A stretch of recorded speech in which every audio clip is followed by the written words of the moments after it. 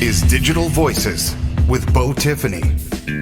Inspiring and providing real insight to our listeners with every story. Exploring deep stories behind every guest. Please welcome your host, Bo Tiffany. Welcome back to another episode of Digital Voices with Bo Tiffany. Today's special guest is Jeffrey Howard. Jeffrey recently wrote and self-published the book SCREW YOU VAN GOGH, in which he deals with the mental health issues facing our children today. He wrote it in a way that our kids can read this and find tools and insights for situations that they're dealing with. He also put himself into this book, as some of these characters are shared through experiences that he's lived through. And so with that said, it's with profound respect that I welcome Jeffrey to my show. How are you doing today, Jeff? And why don't you tell us a little bit about yourself? Well, I have been a counselor for nearly 20 years. And if you compare what we're experiencing now, Bo, with what we did even when I first started, the number of students that come and see us for mental health purposes has, I would say, exploded. It's this is all anecdotal observations, of course, but it's pretty much across the nation. If you ask a school counselor, there was a time when it was really odd to have a student come in and talk about severe depression. Mm-hmm. And there's times now when it's multiple experiences a day where students will come in, and it's just changing dramatically for the worse. It's just so much more now, and formal data supports that too. Yeah, very definitely. What is the underlying cause of the explosion within mental health? That's a really great question, and it's one that we ask ourselves that all the time. There are many things we believe contribute to it, but I don't think anybody can say we know of one. And the reasons that we think about are many. For example, you'll get a lot of people who think that youth are not as resilient emotionally as they once were, and there's arguments. Family dysfunction is a big contributor. And God has a special place in his heart for single parents, but the fact of the matter remains, with most students that have mental health issues often come from a family that is not as the family started, whether that be divorce or something like that. Where do you see that coming from? Is it just because they're not having enough time one-on-one with parents, or is the home just becoming a toxic environment? I would, it includes all of those things, but I think primarily, there's different opinions on this, but I personally feel like it's still important in a home to have a male influence and a female influence, and those tend to benefit kids. But if you take a single mom, for example, today, she often, to provide for her children, has to work one, if not two jobs.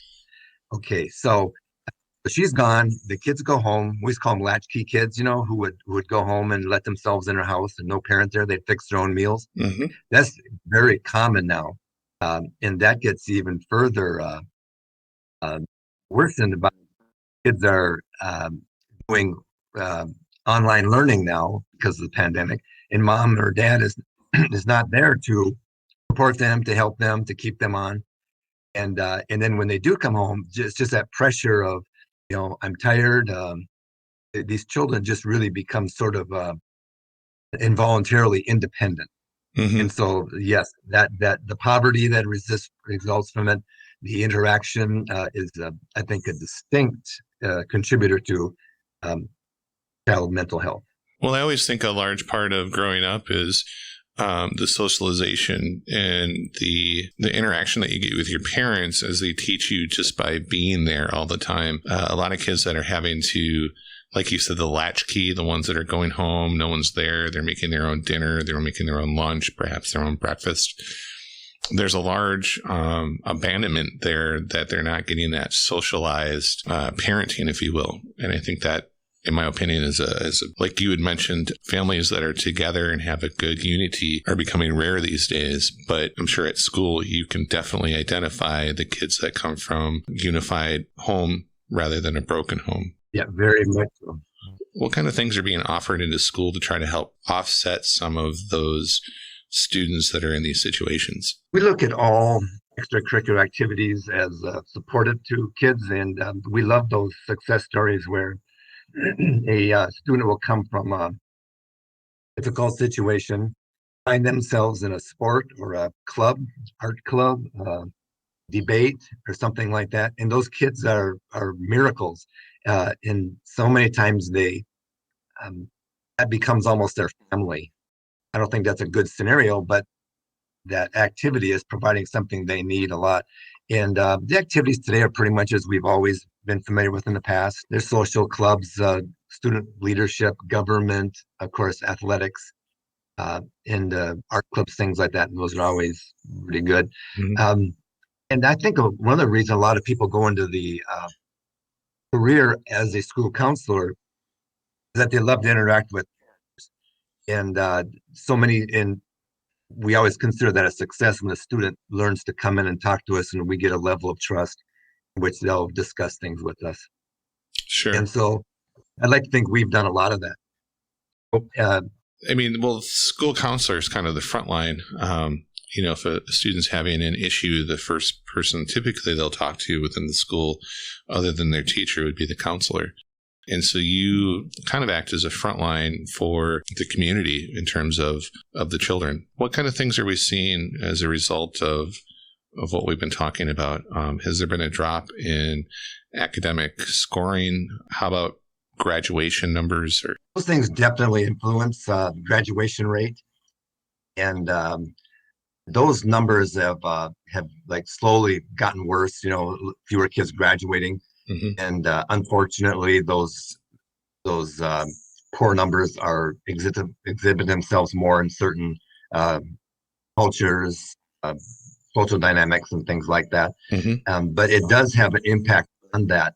And these young people who feel hopeless, depressive, they really do have a hard time then thinking about a future, because everything to them is, it's what they're seeing right now.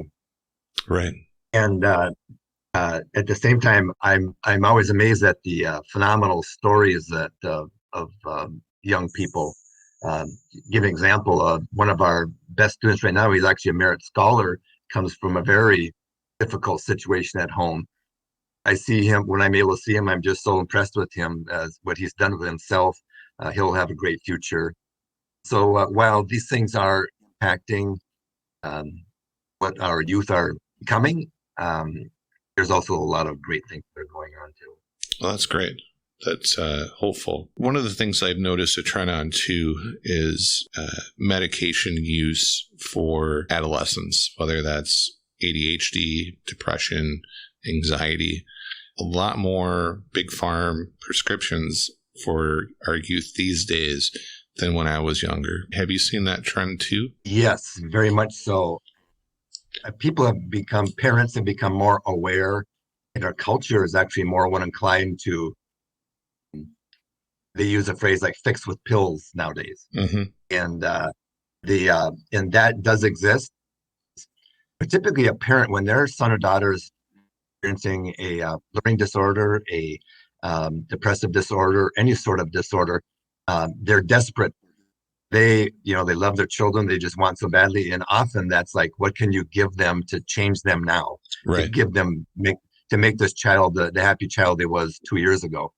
And so often that is, what I tell people is that there's hardly ever a recovery from depression, but to deal with it, it's like the old three-legged milk stool. There takes three things, and without one, it falls over. Mm-hmm. Those three things are, number one, talking to somebody, talk therapy, going to see somebody. Number two, it's your own resiliency skills. What do I do personally to make myself feel better? Just things like that. And number three is usually medication is involved in someone dealing with depression. Now, a common scenario, in fact, it's almost exclusively, we have a student will come to us and say, I'm now feeling depression. I did not feel that a year ago, and we don't know what to do. And so we always advise to see their family doctor, a clinical therapist, and tell you about those. The lines nowadays are really long, and they'll have to come back and say, I can't see anybody for a month. Right. Okay. But when they do, I always say that the medication aspect of this is almost like a dartboard. Most physicians, let's try this, and the student will say, this doesn't work. Well, let's up it or try another one. And I'll be honest with you, often these these trials go on for months before they come upon something that helps. Often the student gives up and they just say, I'm just going to deal with this. So that medication thing is really, really difficult. But most successful, people who are successful at managing their depression do rely on a medication that can help them a lot. Sure. I think that you just mentioned something super important. It's like throwing a dart at a dartboard. Mm-hmm. Through my own adult life, I've had to work with my own stepkids who had several issues, and I did not realize how ambiguous that field is. When it comes to treating kids with medicine, how much of this is just kids becoming adults? I mean, there's a certain amount of cognitive dissonance that comes with growing up. A lot of things as you learn to develop your emotions and your feelings and you're learning about the world around you and interacting with people. There's a lot of things that are difficult for kids. I always thought of that as normal. How much of our approach to trying to treat them is adequate and how much is going a little overboard? And that's a very common question, especially amongst adults who have that feeling of, well, when I was a kid, I dealt with it and all that, and that's often the way they look at it. How come you can't do this? I did. That question I don't think has ever been answered. There may be some validity to it, but one thing, if you don't mind, I'll kind of refer to some numbers here. Yes, please. Okay, if we take what we would consider our adolescent age group of about 12 to 21, something like that. Okay, that entire group. Now, numbers and real statistics that about depression are not always really up to date. The last ones they released were 2017, and at that point, adolescent mental health, particularly depression, has gone up dramatically. In the cohorts of age 12 to 13, it went up over 40%. In the cohort of 18 to 21, it went up over 40%. The cohort from 14 to 17 went up 60%. And so that's really compelling why that's the spike. And my personal opinion through my observation of things like this, and that group is just what you're referring to. That's the group that's physically and emotionally changing the most. Mm-hmm. That includes brain development, which I think most people know between boys and girls is much different. Puberty, these young people already suffer with self-confidence. I think if most people think back to what they're almost always say grade 9, 8, and that's right in this wheelhouse here. And so you get these kids who just biologically, naturally are more vulnerable. And then you hit this entire spectrum of the 12 to 20-year-olds with problems noise of dysfunction, neglect, abuse, and of course the notorious social media. And that group is just not as resilient against that because of things. And so this group just gets pounded with all kinds of things that can make their lives. And then, of course, it exhibits them. I'm not a happy person and really not doing well right now. That results in panic and depression. And, of course, in the worst case scenarios, suicide ideation. And sadly, and I've experienced that of actually students dying as a result of suicide. When you're going through your teenage years, that seems to be it. Life's over. Something goes wrong. I understand that. That's part of developing into an adult is realizing it's not the end of the world and just learning those tools to cope and handle certain things. It's just they're all learning that during that time. And so I've always wondered, how much treating them for the symptoms of depression and anxiety and some of the other things, is that healthy? And I guess I still don't know. Is this the best approach? Is this to treat the symptoms that we're seeing that are negative? Or is there a better approach to handling the mental health of our youth? It's difficult to come to that conclusion, which is right and which is wrong. Mm-hmm. The way I look at this is if a student, first of all, you see started to get poor grades. Mm-hmm. It's a student that at one point was a happy, successful student, all of a sudden now is morose, kind of, hangs out at home, and suddenly he's getting D's and maybe even F's, Mm-hmm. His parents become very alarmed. Okay, now that parent, you went and said what they wanted to say, like, okay, what can I do? I want to fix this quickly. Mm-hmm. And if I personally believe, and there's a cliche called "let's develop skills and not pills." Right. Okay, and that is like, let's figure this out then. And but that does not usually happen quickly. Mm-hmm. And the parent then usually will say, let's medicate him. Let's get this fixed quickly. Right. And we'll talk about that. Is that a good idea? And they'll usually say, hey, whatever it takes. And I usually have to agree a little bit, like, I can't have this kid failing an entire year or Mm-hmm. he won't graduate from high school. Mm-hmm. And so it's very easy to say, let's jump to the more intense treatment therapy. Mm-hmm. Rather than hope that common, or the good old you comes back and kicks back in. Now, and it is true that the number of kids that experience depression or any sort of disorders at one point often, in the old phrase, grow out of them. Mm-hmm. The trouble is between getting these and then growing out of them is a very scary time. Right. I have as a dad had a son who really went through this. We can honestly say that he was probably later 20s. He changed dramatically, and at sounding flippant, all of his common sense came back. His respect came back. Right. And so what you're referring to does happen normally and naturally. Trouble is, often doesn't happen at a rate we wish it would. And we get very scared. And thus, sometimes we go to the, let's go into treatment. Right. Let's start medicating this. And but our culture contributes too. Yeah, we live in an age of instant gratification, which, exactly. Yeah. Having patience to deal with those types of things are old fashioned. We have pills for these now. Mm-hmm. Yeah. So let me ask you this: if we're putting kids on medication at that early age, is there a dependence or a change in the body or brain chemistry of an adolescent that then they're dependent on that medication, or is it strictly just it's a patch for that particular time? I think so. Let me try this here. When kids will come in and say, well, I'm on medication now, I'll say, that's my first thing is it helping? And they generally don't know. They're Mm-hmm. like, well, and if they say anything, they say, particularly back in the days of Ritalin, Mm-hmm. they'll say like, well, I don't feel like myself. And some of them don't like that. In fact, there's kids who refuse to take medication Mm-hmm. because of the way they feel. And I just, I got to tell you about, I just don't experience very much where kids say like, this has been the greatest thing that's happened to me, Right. And it often is more of the uncertainty of it.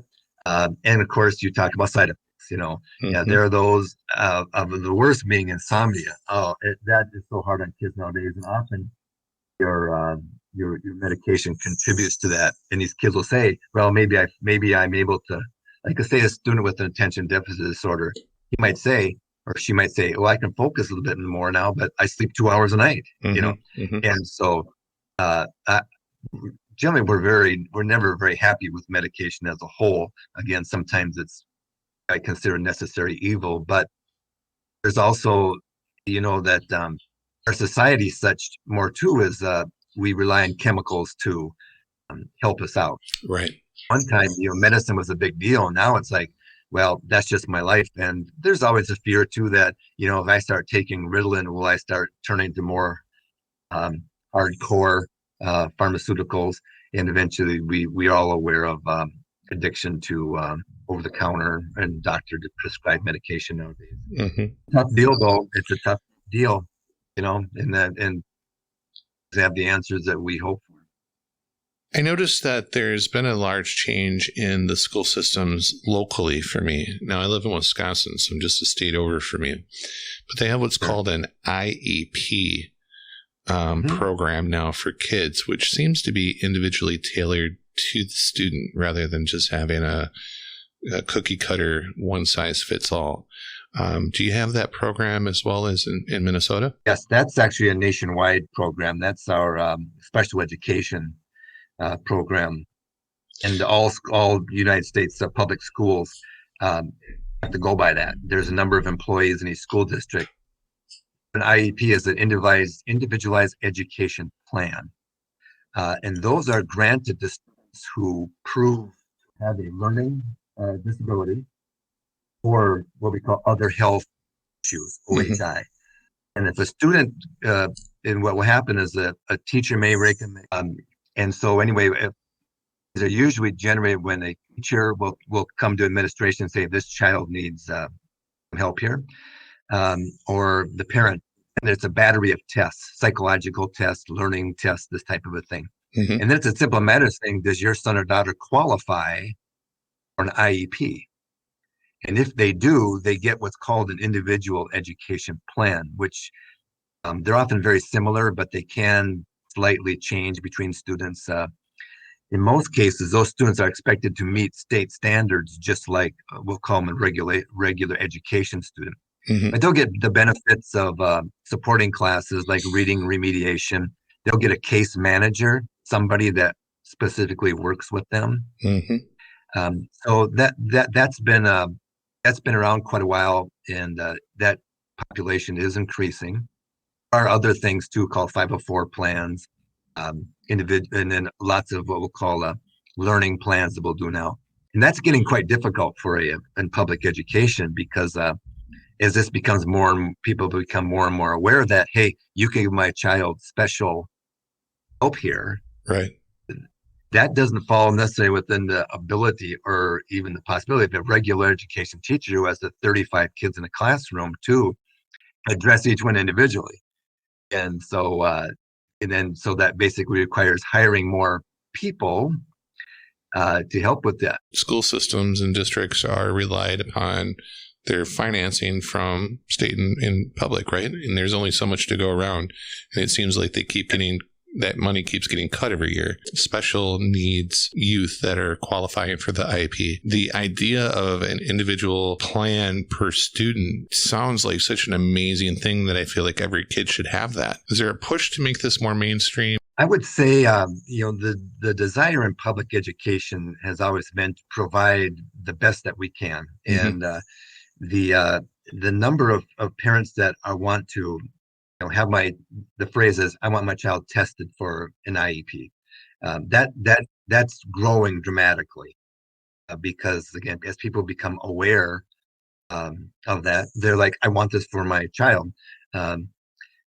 Family doctors, God bless them, but they're pretty quick sometimes to say, well, go talk to the counselor or your teachers about getting on an IEP, and they do. And that's kind of an ongoing struggle with now is the increased people want their children to be on IEPs or 504 plans, and so it's increasing. Does it rely upon the doctor or does it rely upon the counselor for the school? Like how does that determination made? Is it within the health community or within the school? It's within the school. For example, in our school district, we have an independent group that works with a number of school districts, and they employ school psychologists, who's pretty much their main role is to for example, someone from my high school, our special education leader, will go to them and say, I need some testing done, and they come and they are the ones who provide the testing, and then they will contribute to the decision: does this child need to be put on an IEP or not? How long has that been going on, IEP?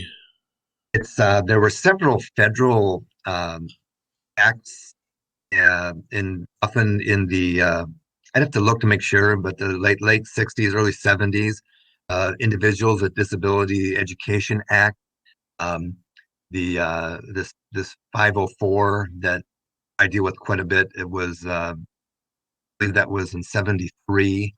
Um, and so yeah, roughly in there, in those, again, probably the later 60s, early 70s, and they've been around ever since. Which is amazing, because definitely while I was in school, I just never heard of these things. And I know with my own stepkids, when I watched the structure for them, I admired it. I thought, wow, all kids should have this. I think it's such a great thing. Yeah. So at least there's some structure, there's some help, there's some systems in place. But it sounds like it's not enough. And I know that one of the extra ways that you're trying to contribute is you wrote a novel called SCREW YOU VAN GOGH. And that was created with the purpose of trying to address some of the mental health in our youth and raise awareness, right? That's correct. Yes, particularly with suicide. Yeah. Can you tell us about the book, and how did you get involved with that? What inspired you? The number of youth suicides, of course, is increasing at a scary rate. Yeah.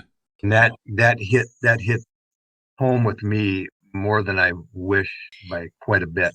I did kind of a mental tally, and I've told people, I've had 10 times people have come to me and say somebody I know has committed suicide, and often those have been my students. And in almost every case, this was not expected. These were often students that were popular, seemed happy, came from pretty good families, often involved in sports and things. And then all of a sudden, we understand that they died by suicide. And that frustrated me because often, I had a personal relationship with these kids. And at the same time, from the people community, that's the first person that they look at. You use that phrase, the frontline person, is, okay, school counselor, what happened? And so this was just, really is pretty more than frustrating to me is what was going on, because right now we have extensive suicide awareness programs. We have assemblies, we have 1-800 numbers, we have many things that are going on, but it's not turning that tide at all. And that frustrated me again. I happened to, before I got into school counseling, I was an English teacher. And the kids love stories, that's a very common teaching technique. And I decided that maybe I need to write a book that adolescents will like to read because it's a fun novel, but that will, address this issue of suicide. But I went into this not knowing just what I was going to do, how I was going to different than of other things that are going on right now to make kids aware of dangers of suicide. I happened to attend a conference that this gentleman referred to any suicide survivors. There are many survivors. That many of them would say, the minute that I made the attempt, I had deep regret. I wished I hadn't done it. A common one is there's actually a video in a program called The Bridge now, where people that jumped off the Golden Gate Bridge and survived, and they almost always said that, like, whoa, the minute I pushed off, I shouldn't have done this. And I wanted, maybe that was going to be the message that kids needed to get, that, hey, you know what? Once you make that decision to end your life, there's no turning back. If you could envision them some sort of having this afterlife of saying, I wish I hadn't done that. I have great regret. And so I spun that into, I think, a very pleasing novel of these characters, these youth characters in this novel.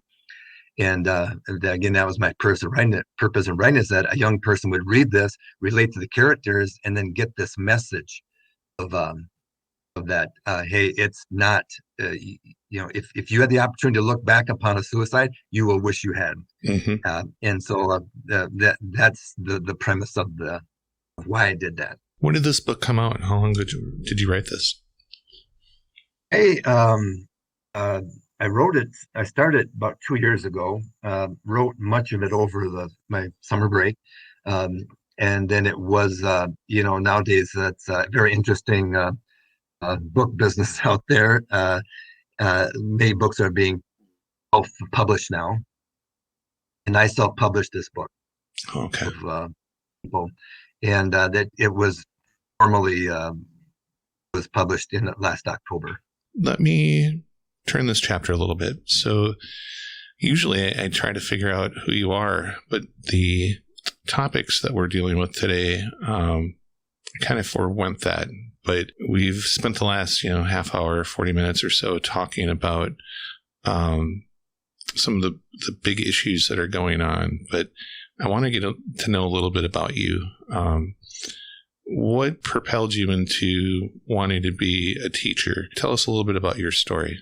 So you're from the same community that you were raised in, big family or small family? I had five brothers, and then I have four children, so that's turned into a rather large family.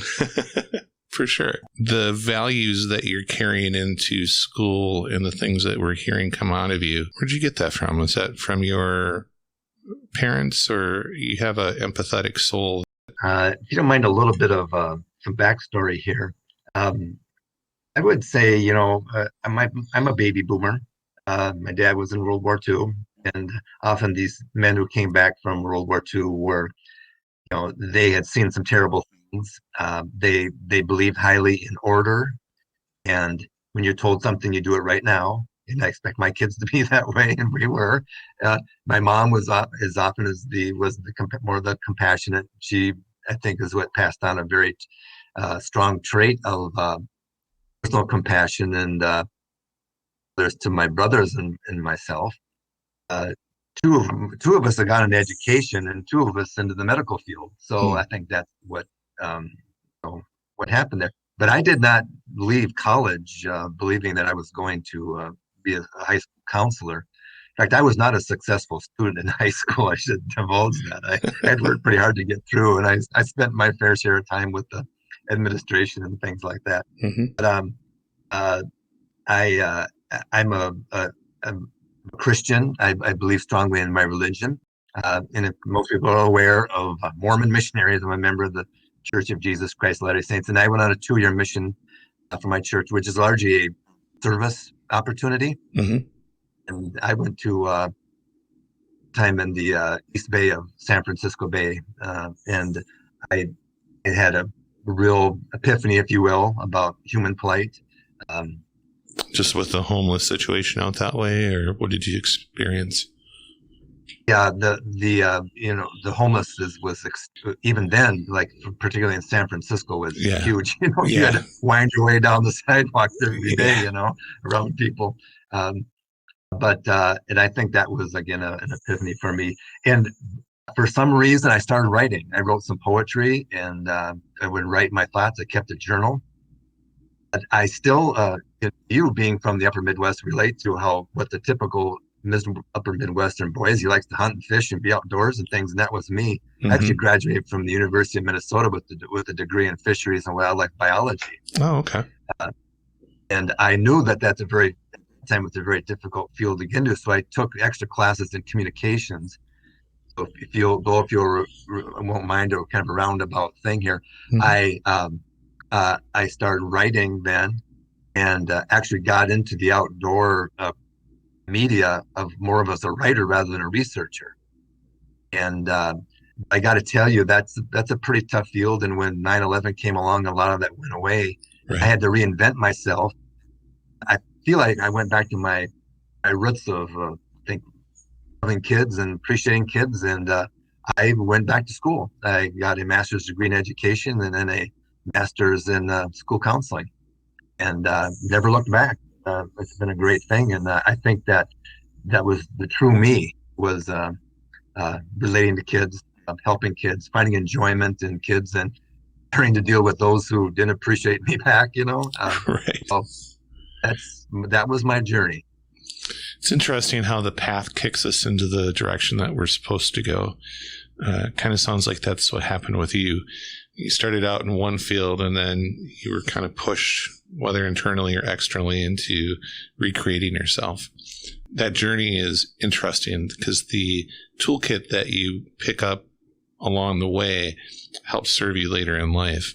What do you think the biggest things that your experience previous to being a teacher and a counselor, what tools did you bring into this next chapter of your life? I believe those tools were largely inheritance. I mean, again, I don't, the things that make me a good counselor, I don't believe I learned in college. I learned to hone those things, to make them better, and to understand them more. I believe that a really good school counselor is one who has a combination of empathy. In other words, I want so badly to help these kids, but also one that will make the kids responsible. Because I love all my colleagues, but there are some that are more stronger one way or the other. There's a middle ground, because there are those that will just do everything for every kid and just let me do that for you, let me do that for you. Right. And that's not productive, because at some point, you really need to be told, okay, I'm going to show you how to do this. Now you go do it. And I'm talking more about some of those other areas of school counseling, like applying for colleges and choosing the right classes and things like that. It is true that again, I think that the best counselors are those who have some sort of natural inclinations, skills, and talents that they've inherited. It's not necessarily what you know a book. It's not something that you learn. It's just something that you are, or who you are. Yes. I want to ask about the writing aspect. When you initially started out, it sounded like you were doing a lot of journaling and such. Was this a way for you to kind of put what was in your head on paper, or was this more of an escape, a way for you to create a world for yourself within book? I felt it was, I felt this, and I still do today, feel like I want to write. I do value any written material, whether it be books or journals or something like that. These things really are endearing and enduring, or our writings that contributed to our country and our nation and all that. Right. And I feel like that's my little bit of a thing, is to capture a moment. I'd love to have an experience and then capture that and put it on paper, and then I can relive that. And that's that's like a lot of poetry is, and a lot of narrative writing. Yeah. I used to do a lot of magazine writing, particularly about outdoor topics like fishing and hunting and things like that. And I really loved it, and that was fun, but that wasn't nearly as meaningful as, to give an example, I was deer hunting, and I'm in nature, and that nature experience is what drove many of our most famous writers and poets. We have the great American Renaissance writers, and they almost always got their information from nature. Wordsworth, Poe, all of them did. And I love doing that. I'll go out, and I observed one day I'm sitting there in the woods, in a leaf, it was the fall. So this leaf comes floating down and lands softly on the ground in front of me. And it just came into my mind. This leaf fell fearlessly to the ground. I wrote a poem about relating it to religious experience, but how we can go from one life into the other calmly and peacefully. And actually, this is a little bit of an aside, but I tried to sell that poem and no one would buy it. And I thought it was the best poem I ever wrote. And I actually put it in the book. "Screw You, Van Gogh" is one of the female characters writes that in her English class, that poem. So it's kind of funny. Yeah. So you still get to share it anyways. I did, yes, and hopefully to a bigger audience than it would have been to. Right. So. What are your plans going forward? Obviously, the novel, you just got done with this. Within the last year, 2 years, you've been working on this project. Now that this is done, what's the next chapter look like for you? I'm near retiring, and I will. And one of the reasons I wrote the book is I see myself now retired to kind of focusing on that. Getting a book published and out there is is not an easy thing. No. There, it's and I'm so impassioned about this story about these young girls in this Midwestern community that deal with mental health and um, suicide ideation, Hmm. and I see myself now doing what I can to spread this word to and I'm not, of course, as an author, you're always interested in, hey, I want to sell some books and make some money here, but I really can honestly say that I've got a higher thing about this, that I really want to get this book out there because I think it could help a lot of kids. So I see myself now trying to promote it in whatever way I can. We'll call it retirement job. Sure. Well, I could see maybe doing some public speaking, talking about some of these issues at different school districts. I could see you doing a lot of fun retirement stuff that still goes to adding to what you've been doing and the work that you've done. The largest thing that stands out to me is, 20 plus years in the school system. You have a plethora of information and experiences and an insight that many of us just don't have the opportunity to see or know about. So in the last few minutes that we have, what kind of things would you like to see happen in our school systems maybe in the next 10 years? What are some of the first things that we need to focus on in this next decade or so? That is takes a lot of thought, and because you know as well as I that public education has been a debatable subject for generations, Mm-hmm.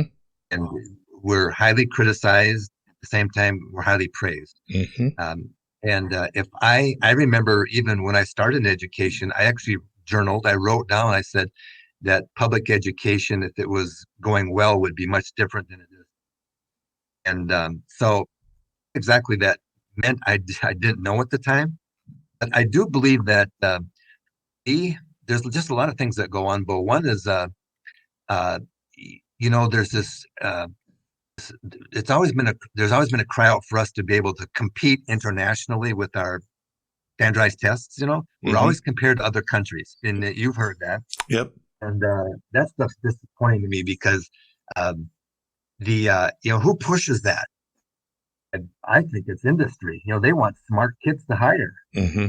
You don't hear our high school saying, "Man, we're not competing with the Eastern communities or European countries," and that puts a lot of pressure on kids to compete and do that.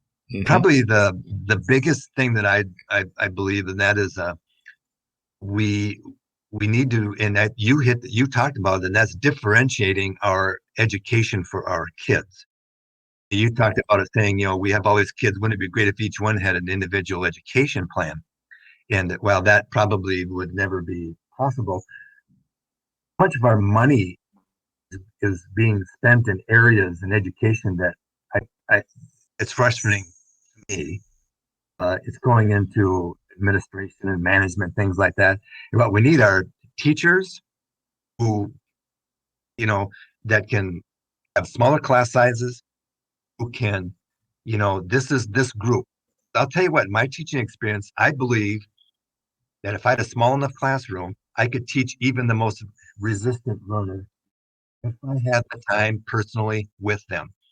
And some of my favorite experiences are, I had this 14-year-old kid that's big and tough, and he would try and tell me off and things like that. And I was always my goal, and I was very proud of that. Almost always within a matter of weeks, I kind of won that young man over. And I would say, you don't have to write about what this author said. Tell me about what you like to do. And this kid would write about baseball. He'd write about his motorcycle. He'd write about fishing. And these kids, and to me, that's where education needs to be. Again, is just more resources have to be put into writing for unwilling learners. And we talked about this whole IEP thing. It's almost like either on an IEP thing, you're expected to be college. We don't provide for much middle ground here. And boy, that middle is a big population. Right. I'd like to see takes do that. many more resources than we have now.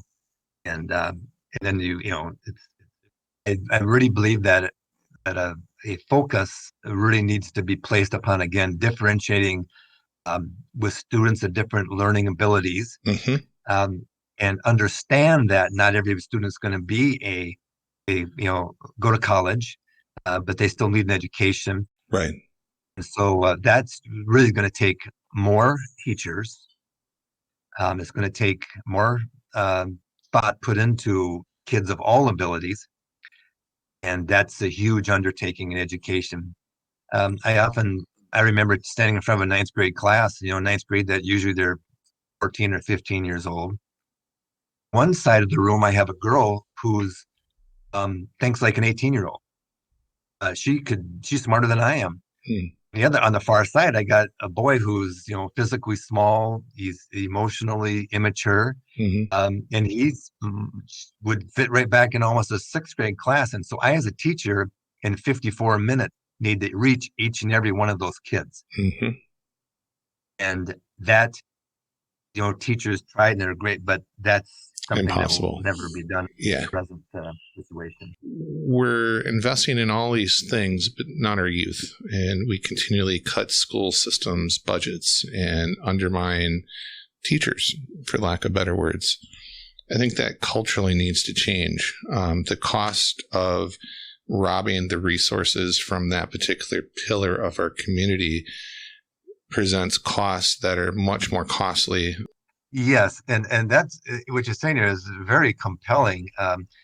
See, the public school is again, we're highly criticized, but like you said, the fact of the matter remains that no matter how diligent a parent it is, much of what this young person is going to learn comes within the walls of a public school, and yet where we don't address that, we don't treat it like that sometimes. Right. And in other words, and sometimes, again, our country as a whole looks at it like, well, look, the teachers, they get 3 months off a year and they're paid this and all that. That's an ongoing issue, of course, and people are hesitant to want to put more money in that direction. But money invest, and that's what it is. It's an investment.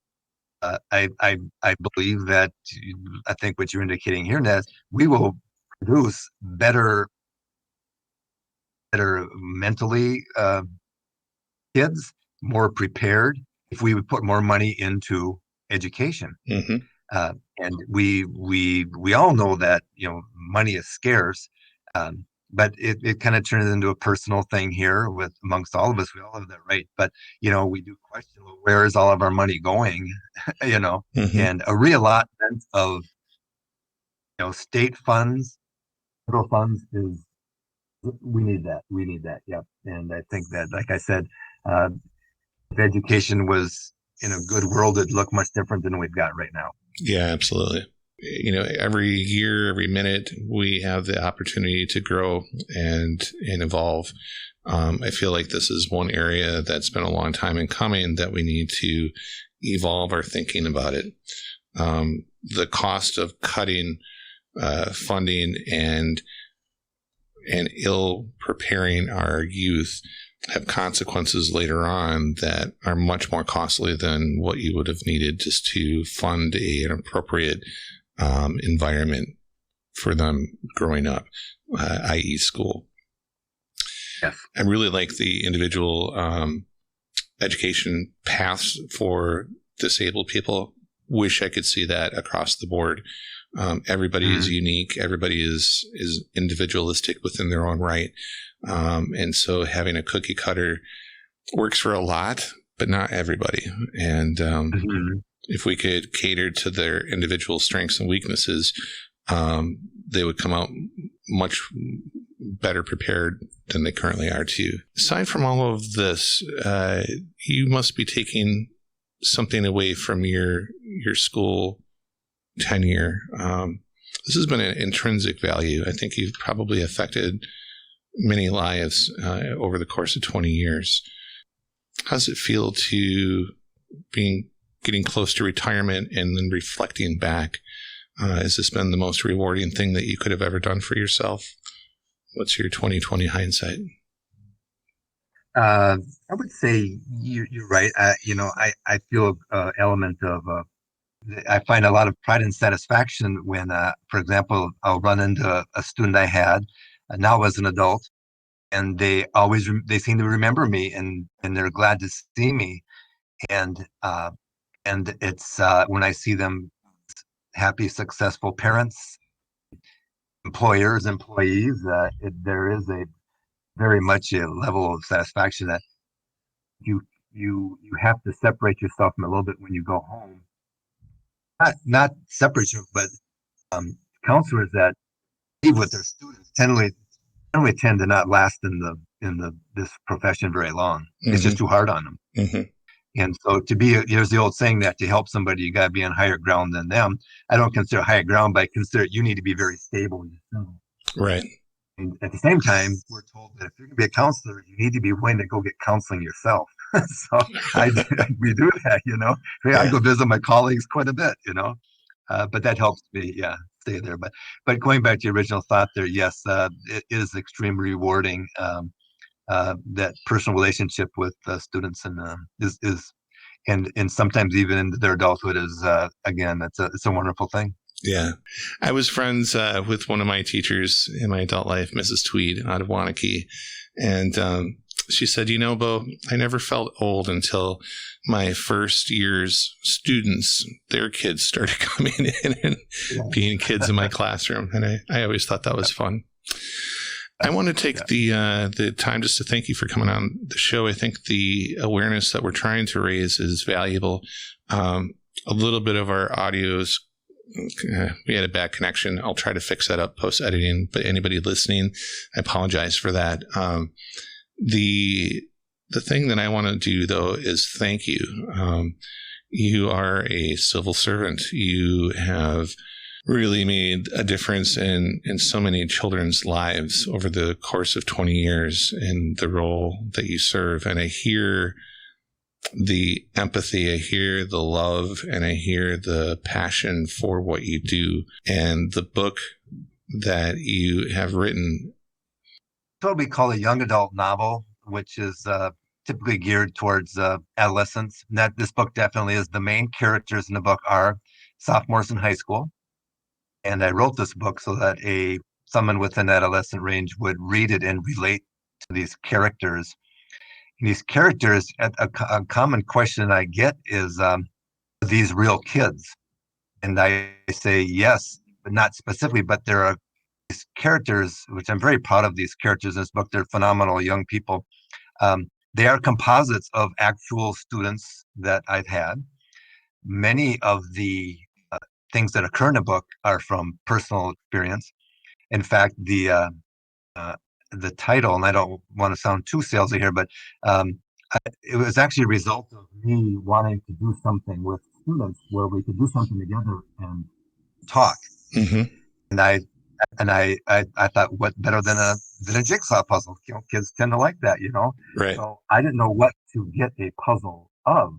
I commonly get asked of these characters in this book that, if they're actual students I had, and now they're not actual students, these characters are composites of the thousands of kids that I've worked with as a counselor. And the events in the book are based upon things that actually did happen. Mm-hmm. In the specifically, the title of the book is irreverent. I know that, but it's a integral part of the book.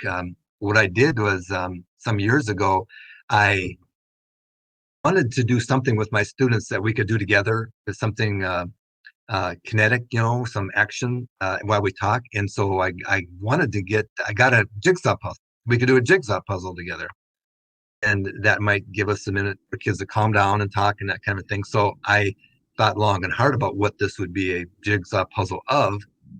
And out of a kind of a whim, I just picked Van Gogh's painting, the Starry Night painting, which I think almost everybody's familiar with. Mm-hmm. Yeah, students are amazingly aware of Starry Night and Van Gogh. I think part of it because of his events, So anyway, I actually did. Then I got the puzzle, and I was doing it with some I was amazed they related to Van Gogh. And I would just bring up Van Gogh and we would talk about mental health. We would talk about struggles. We'd talk about love. We talk about all kinds of things. And this is almost like, this is really incredible. But at some point, the puzzle was difficult because Van Gogh painted in a way that the pieces were all the same. Right. Invariably, some student would say, "Oh, this is hard. I hate you, Van Gogh." They'd be something, and I would laugh and say, "Yeah, darn you, Van Gogh," and it turned into "Screw you, Van Gogh." In fact, some kids would start to say "F you," and we'd laugh. And that's an integral part of this book. Is that between you and me, I've had people advising me to change that title, and I won't do it. No, I think it's great. I'm an artist, and it's like asking a rock and roll band to change their lyrics. I won't do it. So anyway, that's a little aside about the book and the title there and what's in the book. Yeah. I want to remind our listeners that you funded this yourself. This is a passion that you brought to the table because you're trying to make a difference in your own way. I support that. So I really encourage our listeners to support Jeff. So with all that said, I really appreciate your time today. I really appreciate what you've done, the impact that you've made in your community. All I can say is teachers are one of my favorite people to interview because of the ripple This has been Digital Voices with Bo Tiffany, exploring deep stories from real-life guests with real-life experiences, providing insight to our listeners with every story. Stay up to date on future podcasts by bookmarking Digital Voices with Bo Tiffany.podbean.com and follow Bo on social media by searching Digital Voices with Bo Tiffany. Have an idea for a future story? Send your idea to acrmadison@gmail.com. Until next time, grab life by the horns and keep inspiring others. On our school systems that I hadn't seen before, and talking with someone like you who has about as much insight and knowledge as anybody out there, it's been enlightening. So I appreciate that, and thank you very much for what you do. Certainly, happy to do it. Thank you very much. You have yourself a great day. All right, bye now. Bye now.